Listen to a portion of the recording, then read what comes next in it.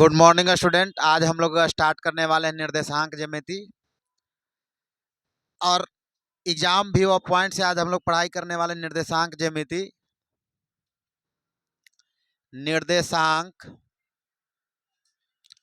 ज्यामिति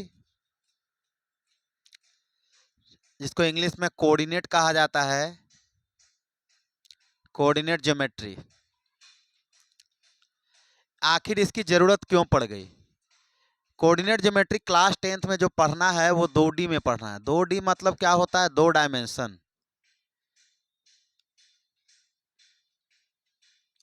मतलब सतह पर पढ़ना है, प्लेन पर पढ़ना है। कोऑर्डिनेट क्या होता है? किसी भी वस्तु के पोजीशन के बारे में जिक्र होता है, किसी भी वस्तु के पोजीशन के बारे में जिक्र होता है, स्थान के बारे में जिक्र होता है। कोई वस्तु कहाँ पर है, नहीं पर है, इसकी परफेक्ट स्थिति को बताने के लिए हम लोग कोऑर्डिनेट ज्योमेट्री पढ़ते हैं। क्या पढ़ते हैं? Coordinate geometry. ठीक है ना? क्या पढ़ते हैं? किसी भी वस्तु के स्थान को पकड़ने के लिए कि कौन वस्तु कहाँ पर है, इसके बारे में जानकारी देने के लिए हम लोग कोऑर्डिनेट ज्योमेट्री का सहारा लेते हैं। जैसे अगर मान लिया जाए मसौड़ी कहाँ पर है, तो उसमें आप लोग को दिखेगा कि जब उसका कोऑर्डिनेट्स पूछा जाएगा मसौड़ी का, तो इतना डिग्री नॉर्थ, इतना डिग्री साउथ बताता है। कभी भी कोई मूवी देखिएगा, खास करके स्पाई मूवी देखिएगा, जासूस वाला, तो जासूस अपना कोऑर्डिनेट भेजता है। कोऑर्डिनेट भेजने का मतलब होता है लोकेशन को भेजना। कोऑर्डिनेट भेजने का मतलब क्या होता है? लोकेशन को भेजना। तो लोकेशन जब भेजता है तो उस लोकेशन में वो डायरेक्शन का जिक्र करता है। डायरेक्शन का जिक्र करता है north, south, east and west. ठीक है, तो उसी तरह के चीज़ों को यहाँ भी पढ़ना है, निर्देशांक ज्यामिति जिसको कहा जा रहा है। और ये हम लोग को पढ़ना है 2D में। 2D बोले तो 2 डायमेंशन। आपको निर्देशांक ज्यामिति 3D में भी पढ़ना होता है, उसको कहते हैं 3 डायमेंशन। उसको क्या कहते हैं? 3 डायमेंशन। जो वस्तु स्पेस में कहीं खड़ा हो तो उसके लिए आपको 3 चीज़ की जरूरत पड़ेगी: लंबाई, चौड़ाई और ऊंचाई। जैसे इस क्लास में हमारा प्रोजेक्टर खड़ा है, उस प्रोजेक्टर के पास पहुंचने के लिए आपको पहले चलना पड़ेगा लंबा, फिर चौड़ा, फिर क्या? ऊंचा। तो 3 डायमेंशन चलना पड़ा। लेकिन इस बोर्ड में अगर मैं बात करूं, यहाँ पर अगर हमको चलना होगा तो आप यहाँ से चलिएगा लंबा और ऊपर की ओर चौड़ा। 2 डायमेंशन चले, एक यह डायमेंशन चले और एक यह डायमेंशन चले।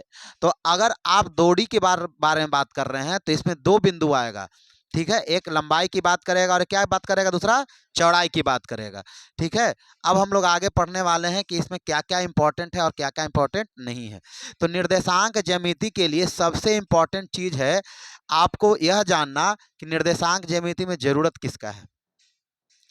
जरूरत किसका है? तो जरूरत के लिए आप लोग को पढ़ना पड़ेगा डायरेक्शन। तो उससे सबसे पहले हम लोग पढ़ते हैं चतुर्थांश। क्या पढ़ते हैं? चतुर्थांश। चतुर्थांश क्या है इसके बारे में जानिएगा। तो चतुर्थांश कहता है जब एक बिंदु को 2 रेखाओं द्वारा 4 बराबर भागों में बांटते हैं। एक बिंदु को 2 सरल रेखाओं द्वारा 4 बराबर भागों में बांटते हैं तो प्रत्येक भाग चतुर्थांश कहलाता है। इसकी जरूरत क्यों पड़ गई? यह कोऑर्डिनेट ज्योमेट्री में बुक में कहीं भी जिक्र नहीं है कि इसका जरूरत क्यों पड़ा है। चतुर्थांश का जरूरत इसलिए पड़ता है क्योंकि चतुर्थांश एक बेसिकली यह चतुर्थांश नहीं है, बल्कि यह डायरेक्शन का जिक्र करता है, north, south, east and west. और इसी चीज को हम लोग पूरा जिक्र करेंगे कि कौन किधर क्या है। लेकिन क्लास 10th में नॉर्थ, साउथ, ईस्ट, वेस्ट नहीं पढ़ना होता है। यहाँ पे एक्स और एक्स डैश का जिक्र कर देगा। इससे पहले कि आपको हम ये सब चीज के बारे में बताएं, पहले चतुर्थांश के बारे में बता देते हैं कि चतुर्थांश है क्या। चतुर्थांश है क्या? तो चतुर्थांश कहता है कोऑर्डिनेट ज्योमेट्री में चतुर्थांश का महत्व बहुत ज्यादा है। चतुर्थांश हमारे किसी भी बिंदु के परफेक्ट पोजीशन को बताता है कि कौन बिंदु कहाँ पर स्थित है, इसका परफेक्ट लोकेशन क्या होगा। जैसे हम लोग कहीं भी जाते हैं, शादी वादी में नया लोकेशन रहता है तो हम लोग पहले पहुंच जाते हैं। दूसरा का बाराती वाला फ़ोन करके पूछेगा, दोस्त पहुंच गया? तो हम लोग बोलते हैं हाँ पहुंच गए। तो तू अपन व्हाट्सएप पर लोकेशन शेयर करो। तो व्हाट्सएप पर हम लोग लोकेशन शेयर करते हैं तो हम लोग का गूगल मैप पूरा लोकेशन दे देता है कि ऐसे ऐसे ऐसे ऐसे रास्ते से जाना है। लेकिन आप बढ़िया से गूगल मैप को देखिएगा तो गूगल मैप के कोना में लिखा रहेगा north, south, east and west. यह चीज का जिक्र होता है। तो जब भी लोकेशन का जिक्र होगा तो आपको north, south, east and west direction का जरूर यूज होगा। डायरेक्शन हमारा 4 है: उत्तर, दक्षिण, पूर्व और पश्चिम। और अगर हम लोग अभी जब स्टार्टिंग कोऑर्डिनेट की बात करते हैं तो स्टार्टिंग कोऑर्डिनेट में हम लोग ये इस चीज का जिक्र नहीं करते हैं कि नॉर्थ है कि साउथ है कि ईस्ट है कि वेस्ट है। सबसे पहले हम लोग कोऑर्डिनेट के छोटे छोटे महत्व को समझते हैं। कोऑर्डिनेट के क्या समझते हैं? छोटे छोटे महत्व को। इसीलिए हम लोग सबसे पहले पढ़ते हैं चतुर्थांश। क्या पढ़ते हैं? चतुर्थांश। तो चतुर्थांश की परिभाषा क्या है कि जब एक बिंदु को, कितने बिंदु को? एक बिंदु को, कितने बिंदु को? एक बिंदु को दो रेखाओं द्वारा, कितने रेखाओं द्वारा? दो रेखाओं द्वारा चार बराबर भागों में बांटते हैं तो प्रत्येक भाग चतुर्थांश कहलाता है। प्रत्येक भाग क्या कहलाता है? यही चीज जरूरी नहीं है कि आप बिंदु को ऐसे ही बांटिएगा, आप एक बिंदु को चार बराबर भाग में ऐसे भी बांट सकते हैं, लेकिन इसको जब ऐसे बांटिएगा तो हमारा यह चतुर्थांश नहीं जिक्र होगा मैथ में। क्यों नहीं जिक्र होगा? क्योंकि यह कोई डायरेक्शन के अकॉर्डिंग नहीं है कि इधर नॉर्थ है इधर साउथ है। नॉर्थ हमारा इधर है, साउथ हमारा इधर है, ईस्ट हमारा इधर है, वेस्ट हमारा इधर है। इसलिए इस चतुर्थांश का जिक्र हम लोग ना करके हम लोग डायरेक्शन के अकॉर्डिंग स्थित चतुर्थांश का जिक्र करते हैं। और यह चतुर्थांश वैलिड चतुर्थांश है और यह चतुर्थांश सिर्फ मैथमेटिक्स में सॉल्यूशन के लिए जिक्र किया गया है। इस चतुर्थांश का कभी भी इस्तेमाल नहीं होता डायरेक्शन के लिए, इस चतुर्थांश का जिक्र होता है। तो अगर हम लोग को जो क्लास 10th में चतुर्थांश पढ़ना है उसमें डायरेक्शन का यूज नहीं करना है। उसमें क्या करना है कि जब एक बिंदु को दो रेखाओं द्वारा चार बराबर भागों में बांट दिया जाता है तो प्रत्येक भाग चतुर्थांश कहलाता है। और हम लोग इस कॉन्सेप्ट का यूज करेंगे और यह हमारा कॉन्सेप्ट हो जाएगा एक्स, और ये हो जाएगा एक्स डैश, यह वाई, और ये क्या होगा? Y dash. संख्या रेखा का इस्तेमाल करते हुए यह कहलाता है जीरो, और इधर होता है धनात्मक और इधर क्या होता है? ऋणात्मक। ऊपर होता है प्लस और नीचे क्या होता है? माइनस। ठीक है, ऐसे ट्रिक आप लोग याद कीजिएगा कि इसको अगर हम लोग संख्या रेखा मान लेते हैं तो यह हो जाएगा संख्या रेखा का जीरो, और यह हो जाएगा एक, यह हो जाएगा दो, यह हो जाएगा तीन, यह हो जाएगा चार, यह हो जाएगा -1, यह हो जाएगा -2, यह हो जाएगा -3। कोई भी आदमी अगर ऊपर की ओर जाता है तो वो बढ़ता है, बढ़ना मतलब प्लस, तो ऊपर की ओर प्लस रहेगा 1 2 3 और 4, और नीचे की ओर हो जाएगा माइनस। जब भी कोई आदमी नीचे की ओर जाता है तो वो घटता है और नीचे की ओर हो जाएगा यहाँ पे माइनस, -1 -2 -3 और -4। यह हो जाएगा 1 1 2 3 और 4। अब हम लोग को क्या करना है कि हम लोग को इसमें इसको एक्स कहते हैं, इसको क्या कहते हैं? बाई। यह हमारा 2D में पढ़ना है। कहाँ पढ़ना है? 2D में। तो दो भुजाओं का जिक्र होगा, एक लंबाई का जिक्र होगा और एक दूसरा क्या जिक्र होगा? चौड़ाई का जिक्र होगा। लंबाई का जिक्र करने वाले को हम लोग एक्स बोल देंगे और चौड़ाई का जिक्र करने वालों को क्या बोल देंगे? वाई कह देंगे। इसीलिए इसमें जो भी बिंदु आएगा उस बिंदु के दो निर्देशांक का जिक्र होगा, एक होगा एक्स और दूसरा क्या होगा? बाई। तो आखिर यह एक्स कैसे काम करता है और यह बाई कैसे काम करता है, इसके बारे में जानकारी प्राप्त करने के लिए हम लोग एक छोटा सा ट्रिक याद करना होगा कि एक्स का ग्राफ, एक्स का ग्राफ खड़ा, एक्स का ग्राफ क्या होता है? खड़ा। वर्टिकल क्या होता है? Vertical, vertically. और बाई का ग्राफ जो होता है वह होता है पड़ा। बाई का ग्राफ क्या होता है? पड़ा, हॉरिजॉन्टली, हॉरिजॉन्टली। ठीक है। अब इस ये तो ग्राफ की बात करेगा। आपको इस ग्राफ में आपको दो चीज पढ़ना है, एक आपको ग्राफ और दूसरा आपका मान। दूसरा आपका मान। ग्राफ हमेशा खड़ा जाएगा तो एक्स का मान जो होगा वो हमेशा पड़ा जाएगा। एक्स का मान क्या जाएगा? पड़ा। और बाई का ग्राफ अगर खड़ा जाएगा तो बाई का मान क्या होगा? पड़ा। इस चीज से आपको बेसिक जानकारियां मिलेगी। जैसे अगर हम लोग यह 1 है तो यह कहलाएगा x बराबर 1 का ग्राफ, यह कहलाएगा x बराबर 2 का ग्राफ, यह कहलाएगा x बराबर 3 का ग्राफ, यह कहलाएगा x बराबर 4 का ग्राफ, यह कहलाएगा x बराबर 5 का ग्राफ, यह कहलाएगा x बराबर -1 का ग्राफ, यह कहलाएगा x बराबर -2 का ग्राफ, यह कहलाएगा x बराबर -3 का ग्राफ। अर्थात इस लाइन पर कहीं भी, इस लाइन पर अनंत बिंदु हैं। कितने बिंदु हैं? अनंत बिंदु है, और उन सभी अनंत बिंदुओं का जो मान होगा वह x बराबर 1 होगा। x बराबर कितना होगा? 1 होगा। इसीलिए कहते हैं कि x का ग्राफ खड़ा और y का ग्राफ पड़ा। ठीक है, तो यहां से गिनते हैं। x का यह कहलाएगा 5। क्या कहलाएगा ये? यानी यहां भी 5 और यहां भी, यहां भी, यहां भी, यहां भी, सब जगह क्या होगा? 5 होगा। तो बताइए यह कहलाएगा x बराबर 5, तो यह कहलाएगा एक्स बराबर 3, एक्स बराबर 2, एक्स बराबर 1, एक्स बराबर, तो एक्स बराबर 0 कहाँ पे आया, वाई पर। तो पहला हमारा बना एक्स बराबर 0 का ग्राफ, एक्स बराबर 0 का ग्राफ वाई अक्ष पर होता है। कहाँ होता है, वाई अक्ष पर होता है। ठीक है, समझ रहे हैं हमारी बात। ठीक, अब हम लोग बाई का ग्राफ पढ़ते हैं। तो बाई का जो ग्राफ है वो होता है पड़ा, क्या होता है, तो यह कहलाएगा बाई बराबर 1, यह कहलाएगा बाई बराबर 2, यह कहलाएगा बाई बराबर 3, यह कहलाएगा बाई बराबर 4, यह कहलाएगा बाई बराबर -1, यह कहलाएगा बाई बराबर -2, यह कहलाएगा बाई बराबर -3, यह कहलाएगा बाई बराबर -4। अर्थात इस लाइन पर कहीं भी बाई का मान कितना होगा, 1 होगा। यहाँ भी बाई बराबर 1 होगा, यहाँ भी बाई बराबर 1 होगा, और यहाँ भी बाई बराबर क्या होगा, 1 होगा।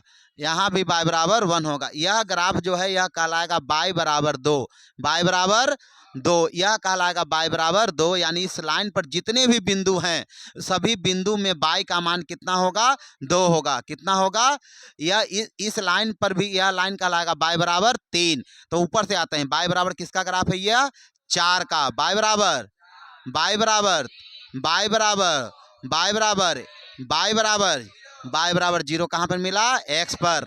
तो लिखेंगे अगला बाई बराबर 0 का ग्राफ, बाई बराबर 0 का ग्राफ, बाई बराबर 0 का ग्राफ जो होता है, बाई बराबर 0 का ग्राफ जो होता है वह हमारा मिलता कहाँ है, एक्स अक्ष पर। कहाँ पर होता है, एक्स अक्ष पर होता है। बाई बराबर 0 का ग्राफ कहाँ होता है, और यह हमारा 2 ऑब्जेक्टिव भी बन गया एग्जाम भी हुआ पॉइंट से कि एक्स बराबर 0 का ग्राफ होगा बाई अक्ष पर, और बाई बराबर 0 का ग्राफ कहाँ होगा, एक्स अक्ष पर। अब इसमें बहुत सारा बिंदु आएगा। जैसे इस बिंदु का जिक्र करना हो तो इस बिंदु का जिक्र करना होगा, तब आपको मान के बारे में पढ़ना होगा। किसके बारे में पढ़ना होगा, तो हम क्या बोले, एक्स का मान पड़ा कि खड़ा, पड़ा। तो अगर इस लाइन को हम लोग इस लाइन को कह रहे हैं एक्स बराबर 1 का ग्राफ, एक्स बराबर यानी यहाँ से लेकर यहाँ तक का डिस्टेंस कितना होगा, 1। यहाँ से लेकर यहाँ तक डिस्टेंस क्या होगा, 1। कितना होगा, 1। यहाँ से यहाँ तक डिस्टेंस कितना होगा, 1। इस लाइन को कह रहे हैं एक्स बराबर 3, एक्स बराबर यानी बाई अक्ष यहाँ से यहाँ तक का डिस्टेंस कितना है, 3 है। तो ये भी डिस्टेंस कितना होगा, ये भी डिस्टेंस, ये भी डिस्टेंस, ये भी डिस्टेंस, ये भी डिस्टेंस 3। तो मान क्या हो रहा है, पड़ा, एक्स का मान कैसा जा रहा है, लेकिन ग्राफ क्या है, खड़ा। जैसे अगर मैं इस लाइन की बात करूं तो यह है एक्स बराबर 4 का ग्राफ। कहने का मतलब है कि इस बिंदु से यह जो डिस्टेंस है यह एक्स बराबर क्या कहलाएगा, 4। क्या कहलाएगा, तो पड़ा वाला डिस्टेंस एक्स का और खड़ा वाला डिस्टेंस बाई का। पड़ा वाला ग्राफ बाई का और खड़ा वाला ग्राफ एक्स का। अब देखिए बाई का मान पढ़ते हैं, तो यह है बाई बराबर 3, बाई बराबर, तो बाई बराबर 3 अगर यह बिंदु है तो यह जो डिस्टेंस होगा यह डिस्टेंस कहलाएगा बाई बराबर 3। बाई बराबर यह कहलाएगा बाई बराबर 4, बाई बराबर, ये भी बाई बराबर 4, ये भी बाई बराबर 4, ये भी बाई बराबर 4। तो जब आप ग्राफ कॉपी देखेंगे तो इतना ही छोटा छोटा लाइनिंग आपको दिखेगा। सब लाइन को अगर हम ढक दें तो कुछ इस तरह से लाइन दिखेगा कि नहीं दिखेगा। ठीक, तो यह खड़ा वाला जो मान है वह किसका मान कहलाएगा, बाई का। क्या कहलाएगा, बाई का। अब यहाँ पे जो जब हम चतुर्थांश खींचते हैं तो दोनों रेखाएं जब एक दूसरे को जिस बिंदु पर काटता है उस बिंदु को कहते हैं मूल बिंदु। क्या कहते हैं, मूल बिंदु, ऑरिजिन। क्या कहते हैं, ऑरिजिन। और ऑरिजिन पर जो मान होता है वह होता है 0 0। क्या होता है, यानी यहाँ पर जो मान है वह एक्स का भी मान 0 और बाई का भी मान। तो पहला बार जो पॉइंट लिखा था वह लिखा था एक्स का, एक्स भी 0 और बाई भी 0। इसको हम लोग कहते हैं भुज। क्या कहते हैं, इसको हम लोग कहते हैं कोटि, भुज और कोटि। तो ये मूल बिंदु का भुज भी 0 और मूल बिंदु का कोटि भी 0। तो इस ग्राफ से आपको किसी भी बिंदु का निर्देशांक निकालना हो तो आप निकाल सकते हैं। जैसे हम मान लिया कि कोई एक बिंदु का ले रहे हैं, इस बिंदु का मान कितना होगा, तो करना कुछ नहीं है। इस बिंदु के लिए आपको पहले खड़ा वाला मोटा कर लीजिए और पड़ा वाला भी मोटा कर लीजिए। ठीक है, तो पड़ा कितना चले, पड़ा चले 4, पड़ा कितना चले 4 और खड़ा कितना चले 2। तो इस बिंदु का निर्देशांक कितना होगा, 4 और 2। इस बिंदु का निर्देशांक कितना होगा, अगर हम ए का निर्देशांक लिखेंगे तो कहेंगे ए का निर्देशांक, ए का 2 बिंदु नहीं लिखेंगे, 3 बिंदु लिखेंगे, क्योंकि 3 बिंदु निर्देशांक को बताता है। ए का निर्देशांक हो गया 4 और 2, तो यह कहलाएगा x का मान और यह कहलाएगा y का मान। और x वाले मान को कहते हैं भुज और y वाले मान को क्या कहते हैं, कोटि। x वाले मान को कहते हैं भुज और y वाले मान को क्या कहते हैं। यह हमारा बेसिक स्ट्रक्चर है जिसके बारे में हम लोग कोऑर्डिनेट के बारे में पढ़ रहे हैं। तो देखिए कोऑर्डिनेट्स हमको क्या दिखा रहा है, हर एक बिंदु के पोजीशन को बता रहा है कि नहीं। इस बिंदु पर चलने के लिए आपको मूल बिंदु से चलना पड़ा 4 और फिर खड़ा चलना पड़ा 2, पड़ा चलना पड़ा 4 और खड़ा पर चलना पड़ा 2। लेकिन ग्राफ की बात करते हैं तो x का ग्राफ खड़ा और y का ग्राफ पड़ा और यहाँ पे मिल गया, मिला कि नहीं मिला। तो यह हमारा बेसिक जानकारी था और यह बेसिक जानकारी अब खत्म हुआ। अब हम धीरे धीरे 10वां में प्रयोग किए गए जितने भी सूत्र हैं उस सूत्र के बारे में जानकारी प्राप्त करेंगे।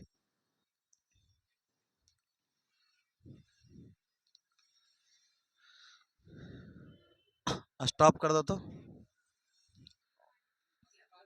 चलिए अब हम लोग बेसिक जानकारियां जब पढ़ लिए हैं तो उसके बाद हम लोग पढ़ाई करने वाले हैं। इधर देख ले, दोबारा कोऑर्डिनेट क्लास में नहीं होगा, सब अपन नोट्स बनाने में लगल हैं। दोबारा हम लोग जब इसका जिक्र करेंगे तो जिक्र करेंगे x बाय x डैश और y डैश। पहला हमारा फॉर्मूला आता है मूल बिंदु से किसी बिंदु की दूरी, मूल बिंदु से किसी बिंदु की दूरी से किसी बिंदु की दूरी, किसी बिंदु की दूरी। तो देखिए ये कितना आसान है। जब आप बेसिक जानकारियां प्राप्त कर लीजिएगा तो मान लेते हैं कि यहाँ पे कोई बिंदु A है और यह बिंदु निर्देशांक देगा और वह निर्देशांक होगा x, एक वैल्यू x होगा और दूसरा क्या होगा y, भुज और कोटि। अब हम जानते हैं कि यहाँ से यहाँ अगर लंबवत गिराते हैं तो y का जो मान होता है वो खड़ा होता है, तो यहाँ से लेकर यहाँ तक का मान कहलाएगा y और यहाँ से लेकर यहाँ तक का मान कहलाएगा x। अब यही हो गया मूल बिंदु से दूरी, मूल बिंदु से दूरी, मूल बिंदु को O से सूचित करते हैं। तो यह बन गया समकोण त्रिभुज। समकोण त्रिभुज में कर्ण बराबर रूट अंडर लंब का स्क्वायर जोड़ आधार का स्क्वायर, लंब का स्क्वायर जोड़ आधार का स्क्वायर। तो आपका लंब हो जाएगा y और आधार हो जाएगा x, y स्क्वायर जोड़ x स्क्वायर। इसको अच्छे से लिखिएगा तो root under x square plus y square. फिर से हम जानते हैं कि किसी बिंदु से है तो इस बिंदु को जब हम लंबवत गिराएंगे तो खड़ा वाला मान जो होता है वो y का कहलाता है। और अच्छा ऐसे भी बढ़ सकते हैं इस बिंदु से कि इस बिंदु तक पहुंचने के लिए आपको पहले चलना पड़ा फिर पड़ा खड़ा। तो पड़ा जो चलना पड़ा यह कहलाएगा मान x का और यह मान कहलाएगा y का और यह कहलाएगा मूल बिंदु से दूरी। अब मूल बिंदु से दूरी बनाने के चक्कर में बन गया समकोण त्रिभुज। कैसा त्रिभुज, समकोण त्रिभुज में यह हो जाएगा कर्ण। क्या हो जाएगा, कर्ण। कर्ण बराबर रूट अंडर लंब का स्क्वायर जोड़ आधार का स्क्वायर। तो पहला फॉर्मूला बन गया root under x square plus y square मूल बिंदु से। अब जैसे चतुर्थांश के बारे में थोड़ा छूट गया था उसके बारे में भी जान लीजिए। यह इस चतुर्थांश टोटल 4 चतुर्थांश है। यह है प्रथम चतुर्थांश, यह है सेकेंड, यह है थर्ड और यह क्या है 4। अगर यहाँ पे हम जिक्र करते हैं तो यहाँ भी x प्लस और ऊपर दिया y भी क्या प्लस, तो इस बिंदु का निर्देशांक होगा प्लस प्लस। अगर इस बिंदु का जिक्र करते हैं तो आपको चलना पड़ा x पर माइनस और y चला ऊपर की ओर, तो ऊपर की ओर चलने का मतलब क्या होता है प्लस। तो x का मान माइनस और y का मान प्लस। अगर इस बिंदु का जिक्र करते हैं तो x पर चलना पड़ा माइनस और y के लिए भी नीचे चलना पड़ा। ऊपर चलेगा तो प्लस, नीचे चलेगा तो यहाँ पे आप चल रहे हैं x पर माइनस और y नीचे की ओर, तो x भी माइनस और y भी क्या हो जाएगा माइनस। इस बिंदु का अगर निर्देशांक पता करते हैं इस चतुर्थांश का तो आपको x पर चलना पड़ा प्लस और y पर चलना पड़ा नीचे की ओर माइनस, तो ये हो जाएगा प्लस और माइनस। इसीलिए 4 चतुर्थांश हो गया। प्रथम चतुर्थांश का जो आपका निर्देशांक होता है वह होता है प्लस प्लस।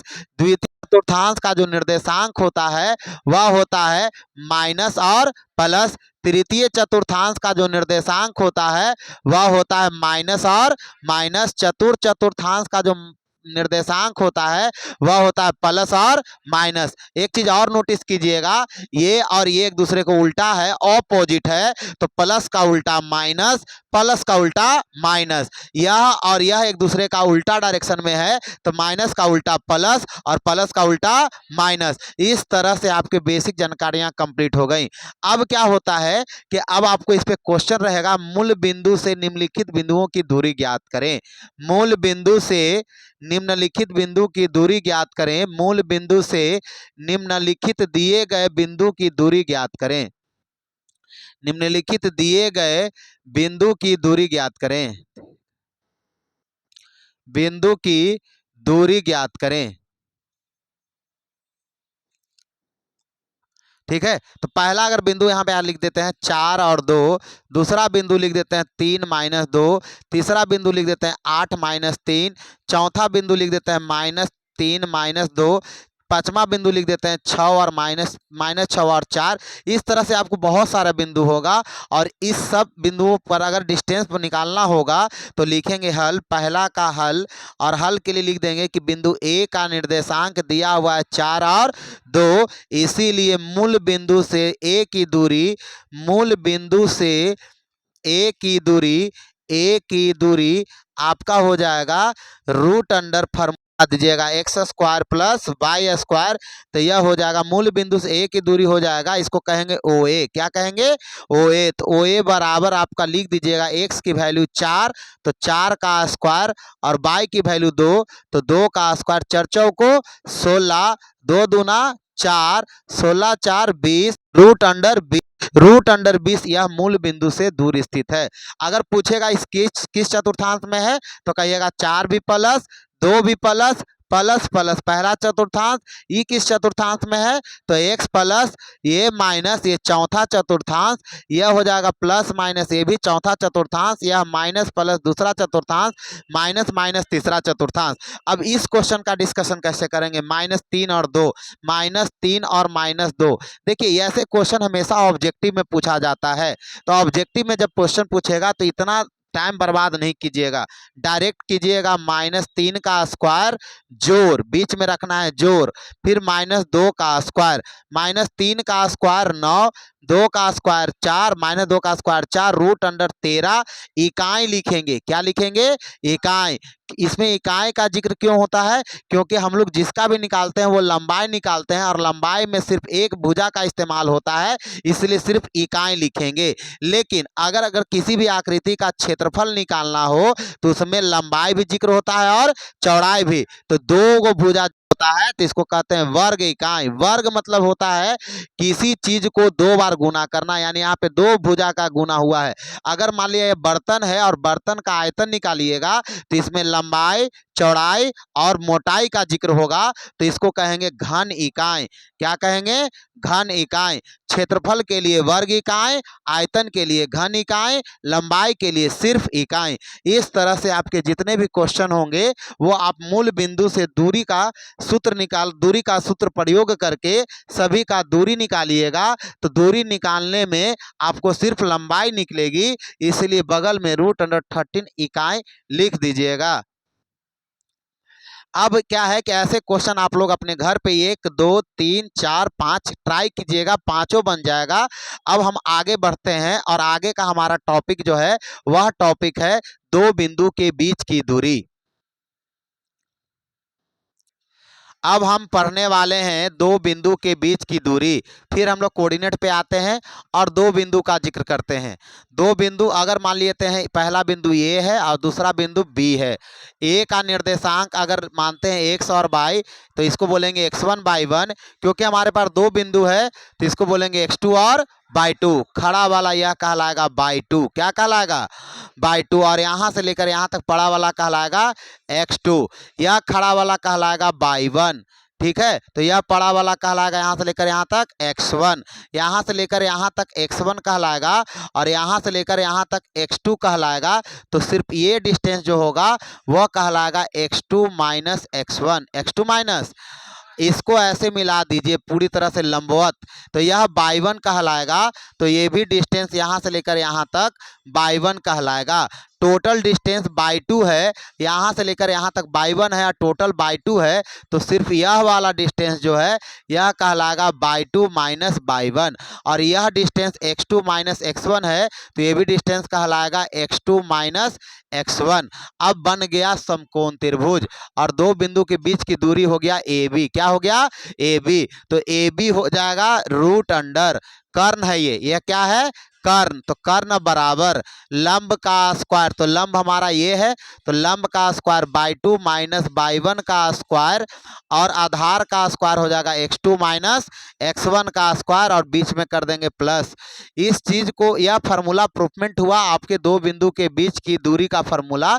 अगर मान लिया जाए इसको अच्छे से लिखना है तो लिखेंगे दो बिंदु के बीच की दूरी का जो फार्मूला होता है, दो बिंदु के बीच की दूरी बराबर, दो बिंदु के बीच की दूरी बराबर फार्मूला होगा तो लिखेंगे रूट अंडर, आप x वाले को पहले लिख दीजिए x2 माइनस x1 का square plus by 2 minus by 1 का स्क्वायर। कहीं कहीं बुक में अगर ऐसे लिखा रहे x1 को पहले और x2 को बाद में, कोई दिक्कत नहीं है, क्योंकि अगर हम माइनस कॉमन लेंगे तो माइनस लेने के कारण x1 minus x1 plus x1 बदल जाएगा और प्लस x2 माइनस x2, और माइनस का स्क्वायर क्या होता है? प्लस, इसीलिए कोई फर्क पड़ने वाला नहीं है। इसी तरह से इसको भी लिख सकते हैं बाई 1 माइनस बाई 2 का होल स्क्वायर, और यह कहलाता है दो बिंदु के बीच की दूरी का फॉर्मूला, और इसको हम लोग कहते हैं दूरी सूत्र। क्या कहते हैं? दूरी सूत्र। क्वेश्चन अगर रहा बिंदु ए का निर्देशांक 7 कॉमा माइनस 2 और बी का निर्देशांक माइनस 3 कॉमा 4 है, तो दोनों के बीच की दूरी ज्ञात करें। दोनों के बीच की दूरी ज्ञात करें। बीच की दूरी क्या होगा? तो लिखेंगे दिया है। अगर यह 2 नंबर में पूछता है तो लिखेंगे दिया है ए का निर्देशांक 7 कॉमा माइनस 2, बी का निर्देशांक माइनस 3 कॉमा 4, इसीलिए निकालना है हम लोग को ए बी। तो लिखेंगे, चूंकि हम लोग जानते हैं दूरी सूत्र, दूरी सूत्र बराबर होता है root under x1 minus x2 का square plus by 1 minus by 2 का होल स्क्वायर, या आप लिख सकते हैं x2 माइनस x1 का स्क्वायर या बाई 2 माइनस बाई 1 का स्क्वायर। अगर यहाँ पे आगे बढ़ते हैं तो दूरी सूत्र से निकालना हम लोग को ए बी, तो यह काम करेगा x1 और यह काम करेगा बाई 1, यह काम करेगा x2 और यह काम करेगा बाई 2, तो x1 माइनस x2, तो 7 माइनस x2 का मान कितना है? माइनस 3, तो माइनस 3 इस तरह से लिख देते हैं। बहुत सारे बच्चे यहाँ पे गलत करते हैं और क्या करते हैं कि 7 माइनस सिर्फ माइनस 3 ऐसे लिख देते हैं, ये गलत हो जाएगा। आपका x2 का मान माइनस 3 है तो माइनस 3 के लिए यहाँ पे कोष्ट लगा दीजिए और इस तरह से लिख दीजिए। बाई 1 का मान यहाँ पे माइनस 2 है तो माइनस 2 लिख देंगे। बाई 2 का मान माइनस 4 है तो माइनस 4 का स्क्वायर लिख दीजिए। अब देखिए माइनस माइनस क्या होता है? प्लस, 7 और प्लस 3 का स्क्वायर, और यहाँ हो जाएगा माइनस 2 माइनस 4 माइनस 6 का स्क्वायर। 7 और 3 10 का स्क्वायर, 10 का स्क्वायर होता है 100, और माइनस 6 का स्क्वायर, तो माइनस का स्क्वायर तो होता है प्लस, और 6 का स्क्वायर कितना होता है? 36, बीच में प्लस था तो लिखेंगे रूट अंडर 136 यूनिट इकाई। यही हो गया दोनों के बीच की दूरी, दोनों के बीच की दूरी। दूरी सूत्र का प्रयोग करके हम लोग इसका, और इससे इस फार्मूला प्रयोग कर दूरी सूत्र का प्रयोग करेंगे। इस फार्मूले से हम लोग दो बिंदु के बीच की दूरी निकलेगा। ठीक है, चलिए आप इस पे जो है क्वेश्चन आप लोग के बुक में दिया रहेगा और ये बहुत इंपॉर्टेंट है। ये आप लोग को ऑब्जेक्टिव में कम से कम एक क्वेश्चन इससे रहेगा और एक क्वेश्चन मूल बिंदु से रहेगा।